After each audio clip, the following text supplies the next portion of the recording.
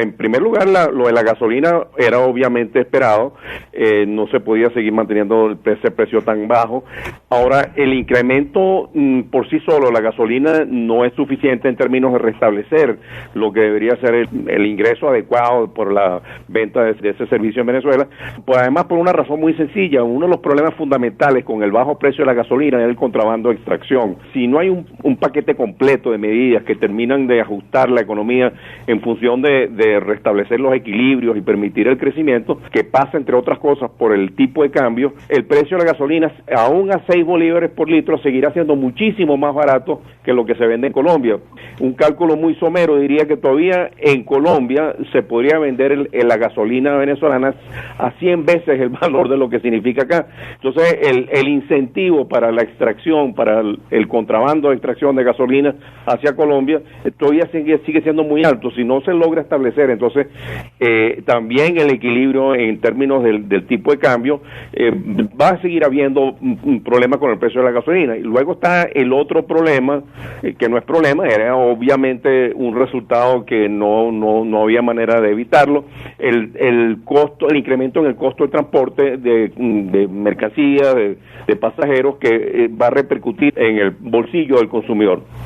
Si eso lo vemos entonces con relación al incremento del salario, el Banco Central acaba de publicar las cifras del año pasado completos de inflación, que montan a 180,9% de inflación, la inflación más alta del mundo, la más alta en toda la historia venezolana, y si uno calcula ese 20% dentro de esa óptica, por supuesto es muy insuficiente. Claro, está el incremento también del bono de alimentos, de alimentación, pero de ninguna manera eso resuelve la situación. Es un paliativo temporal, pero el verdadero problema es toda la dinámica que está detrás del incremento en los precios, y sobre eso no ha habido ningún tipo de anuncio. Eso tiene que ver con el gasto público dispendioso, deficitario, ineficiente, el financiamiento del déficit del gasto público por parte del Banco Central de Venezuela, la maquinita de imprimir billetes.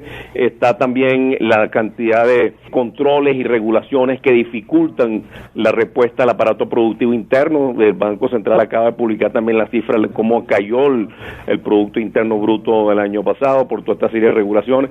Entonces, todo eso genera una expectativa de inflación, de crecimiento de los precios, de crecimiento del precio del dólar, porque no hay con qué satisfacer las demandas de importación, y eso genera una dinámica inflacionaria que en absoluto ha sido atacada por el gobierno con estas medidas. El incremento en el precio del dólar de 6 a 10, de 6 a 30, 10, el dólar oficial más bajo, es realmente chistoso, pues es una burla. ¿Por qué es una burla, profesor? Porque habla de que ese dólar seguiría siendo prioridades para el tema de medicina, alimentos y estas situaciones que tenemos de emergencia en estos momentos. Claro, pero el paralelo, todo el mundo sabe la magnitud de la diferencia, y que tiene que ver con el hecho de que no hay suficiente oferta de dólares en estos momentos, pero que además el país se ha vuelto sumamente dependiente de las importaciones, y se ha generado además internamente en el país una inseguridad, una incertidumbre de todo tipo, que hace que los venezolanos buscan colocar sus activos, sus ahorros, cualquier dinero extra que tenga en dólares. Entonces hay una dinámica de generación de presión hacia el alza del dólar que en absoluto es corregido con ese ajuste mínimo pírrico entre 6 y 30 y 10. Yo les voy a dar simplemente una cifra. De acuerdo con las cifras del Banco Central hasta el tercer trimestre del año pasado, las importaciones se estaban efectuando a un dólar promedio de 123 bolívares. 123 bolívares. Entonces, el presidente Maduro habla de subir de 6 y 30 a 10. Además, él tiene un terrible problema, que es que, por otro lado, dice que Simadi se va a colocar en 200 y se va a liberar para, digamos, que funcione la oferta y la demanda. Bueno, si eso fuera cierto, inmediatamente se colocaría bajaría el nivel del dólar paralelo, de manera que eso no va a ocurrir así, siempre va a haber controles. Pero uno sospecha que parte de los ingresos que obtiene PDVSA por la exportación de petróleo se van a colocar encima. ¿Y para qué? Para poder pagar al fisco lo que el fisco le cobra en términos de impuestos, porque PDVSA tiene un problema de flujo de caja muy grande. Entonces, ¿qué es lo que está pasando? El poco ingreso de dólares, el gobierno la tiene que compartir entre la tasa baja de 10 bolívares el dólar para importar medicamentos y alimentos, según dice el anuncio, y por otro lado, la otra parte para poder entonces proveerle a PDVSA los ingresos en bolívares, los bolívares requeridos para que PDVSA pueda pagar sus impuestos. Entonces, hay un conflicto entre esas dos opciones y no hay dólares suficientes. O sea, seguimos con la sequía de dólares, esta tasa de 6 a 10 dólares y este sistema marginal de divisas, que es el último que usted está señalando, anunciado por el mismo presidente de la República, ¿no viene a resolver esta crisis de dólares que tenemos? En absoluto. Primero, la altísima dependencia que este régimen ha generado sobre las importaciones. Nosotros somos muchísimo más dependientes de importación de lo que éramos antes en el pasado, por la destrucción del aparato productivo nacional y por la sobrevaluación del bolívar con estos sistemas de controles, etcétera, ¿no? Y por otro lado, la incertidumbre, la desconfianza y las expectativas adversas que hay en el país hacen que la gente trate de poner sus dineros a salvo en dólares, sus activos de cualquier empresa, de individuos, y entonces la demanda de dólares es insaciable a menos que uno restablezca la confianza. Y restablecer la confianza significa una serie de ajustes fiscales, monetarios, de levantar los controles, restablecer la seguridad jurídica, etcétera, que por supuesto no están siendo tocados.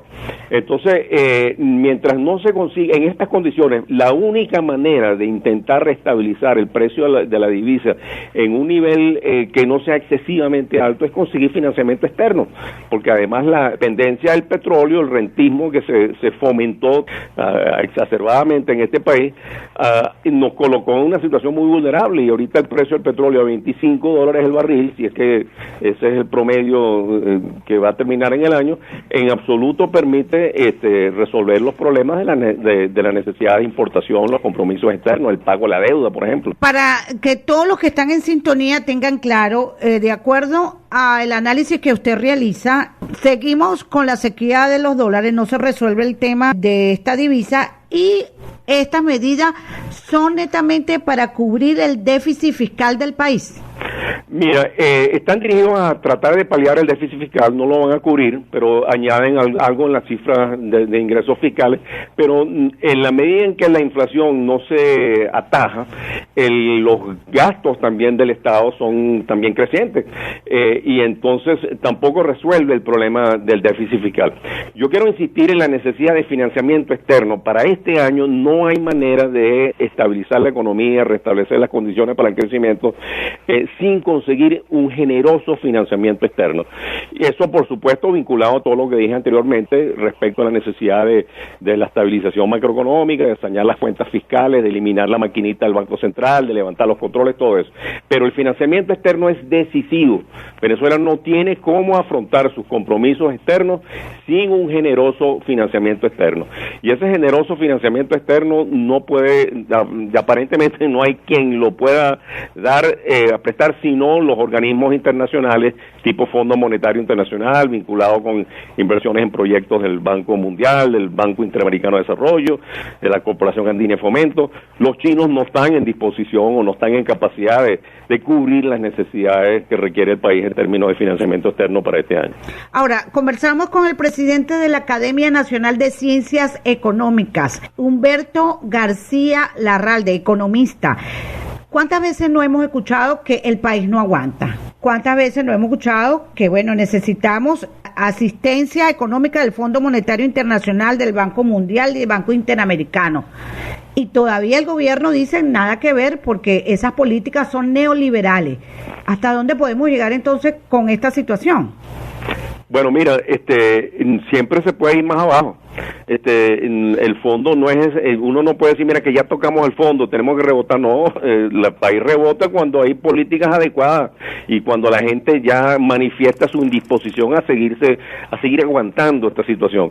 Uno ve todavía las colas y en todos los días largas, quizás más largas cada día más, la escasez, el desabastecimiento, de manera que esta situación, mientras siga así, depende del aguante de los venezolanos.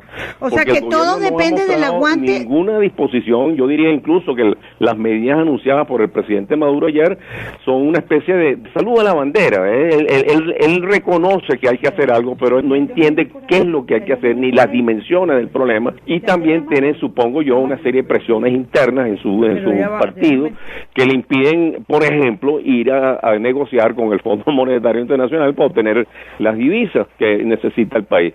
Entonces, eso da una señal muy mala, ¿verdad? Porque es demasiado poco lo que se anuncia, demasiado incoherente, no está integrado dentro de un conjunto de soluciones que permiten reactivar la economía. Entonces eso genera todavía más desconfianza. Unas medidas de este tipo, tomadas de manera aislada y de manera muy débil en términos de su impacto, lejos de resolver la situación, lo que hacen es agravar la desconfianza y agravar la desesperación y la búsqueda entonces de otro tipo de soluciones para estos problemas. El gobierno además anuncia una tarjeta de las misiones para subsidiar a la misión vivienda. ¿Qué impacto puede tener en la economía venezolana y qué los beneficia a ellos? Porque a la final eso es un programa social. Tengo entendido que es a la misión A Toda Vida Venezuela. Eso es una misión que tiene que ver con la atención al niño de familias pobres. Eso es lo que yo tengo entendido. Entonces, aparentemente esa tarjeta, digamos, ayudaría a complementar el gasto en salud, en educación, no sé si en alimentación de esos niños. Ahora bien, la que hay que preguntarse, bueno, ¿cuál es el financiamiento para eso? ¿De dónde viene ese financiamiento? ¿Cuál es el monto? ¿A cuántas familias cubre esa misión? El anuncio ayer habla de proyectos pilotos, empezar por algunos estados, de manera que no tiene cobertura nacional. Obviamente quienes serán favorecidos les mejorará sus condiciones de vida, pero la cosa es que no puede resolverse el problema del deterioro en el nivel de vida de la población con ese tipo de misiones muy puntuales, muy reducidas. Venezuela tiene que crear condiciones para ser una Venezuela productiva, que genere empleo productivo, con salarios bien remunerados, donde no haya escasez, donde se pueda conseguir todo lo que la gente demanda y que haya capacidad de pago para ello. Y eso requiere, repito, una solución totalmente distinta a la que ha estado dando el gobierno. Ahora, en la Asamblea Nacional sometió a discusión la ley que beneficia a nuestros jubilados sobre el tema del bono de alimentación. El gobierno había señalado que no había billete para pagar eso, el mismo presidente de la República, claro. Doctor. No hay billete para pagar eso, pero aparentemente hay para la tarjeta esta. O sea, obviamente hay una restricción financiera del gobierno muy fuerte. El gobierno no tiene los ingresos provenientes del petróleo que tenía antes. El IVA sube, el impuesto sobre la renta sube, pero eso no le da poder adquisitivo adicional al gobierno. Eso es ingreso inflacionario que el gobierno se cobra y que le permite quizás cubrir una que otra misión, pero el alcance en términos reales, en términos de la capacidad adquisitiva de ese dinero que está distribuyendo es muy bajo. Y de ahí entonces uno tiene dudas sobre anuncios como la tarjeta... La de subsidio. La de subsidio, sí. Fíjese, para finalizar, yo quisiera su visión sobre esta creación de la Corporación de Distribución de Servicios de Alimentos y que será manejada por los militares. Sí, bueno, es realmente preocupante que cada vez más los militares dominen, digamos, procesos económicos. Es como si tuviese un control creciente el Estado venezolano. Pero además de eso, donde hay controles de precios y sistemas de distribución del Estado que funcionan con precios regulados y controles, va a haber corrupción. Ahí no hay ninguna duda que va a haber corrupción. Él anuncia que van a ajustarse los precios, pero con la inflación que hay a nivel nacional, el rezago entre el costo y los precios va a ser cada vez mayor, y eso se presta entonces a corruptelas de todo tipo, que es la razón por la cual está tratando de cambiarle la función al Bicentenario, porque se consiguió esa corruptela que él mismo denunció. Mientras no se levanten los controles, mientras no se dé seguridad jurídica, mientras se siga hablando de esa necesidad de la guerra económica, eso no puede generar confianza. Es decir, las condiciones para que en Venezuela aumente la producción, al cual él se refiere como los motores de la producción, tienen que ver con crear condiciones para que haya inversión, para que los empresarios puedan importar los insumos, la maquinaria, el equipo que requieren para producir, y eso tiene que ver con un ajuste completo que permite